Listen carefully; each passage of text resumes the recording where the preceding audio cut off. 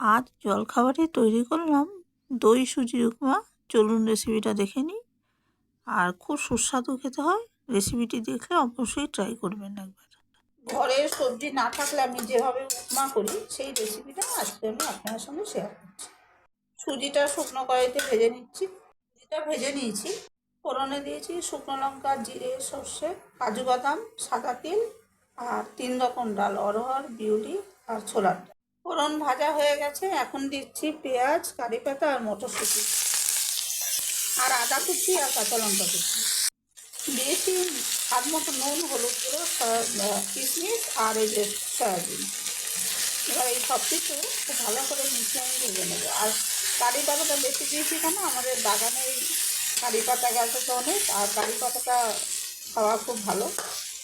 আর কারি পাতাটা ভাজা হয়ে একদম কমে যাবে, দেখতেই পাবেন তৈরি হয়ে যাবে। ওই জন্যই কারি পাতাটা আমি বেশি দিয়েছি। দেখুন সব কিছু ভাজা হয়ে গেছে।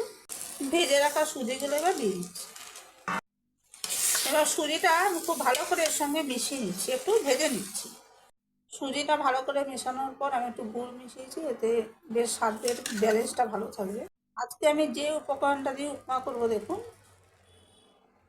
এটা টক দই। আমি একটু জল দিয়ে দিয়েছি, এতে ভালো করে মিশিয়ে দিয়েছি। এইটাই আমি এখন ঢেলে দিচ্ছি, আর দরকার হলে আরেকটু দিয়ে দেবো, সেটা আপনাদের দেখাবো।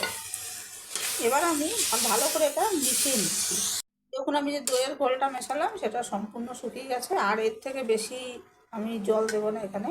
এরকমই থাকবে সুজিটা যে ছিল, বাটিটা ধুয়ে একটু দিয়ে দিলাম। এর থেকে বেশি আর জল দেবো না, এটা এরকমই ঝরঝরে থাকবে, আরও ঝরঝরে হয়ে যাবে। দেখুন বন্ধুরা,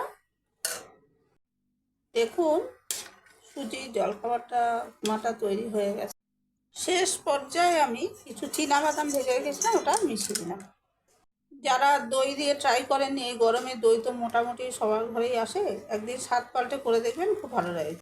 আমি এখানে পেঁয়াজ দিয়েছি, আপনারা পেঁয়াজটা বাদ দিয়েও করতে পারেন।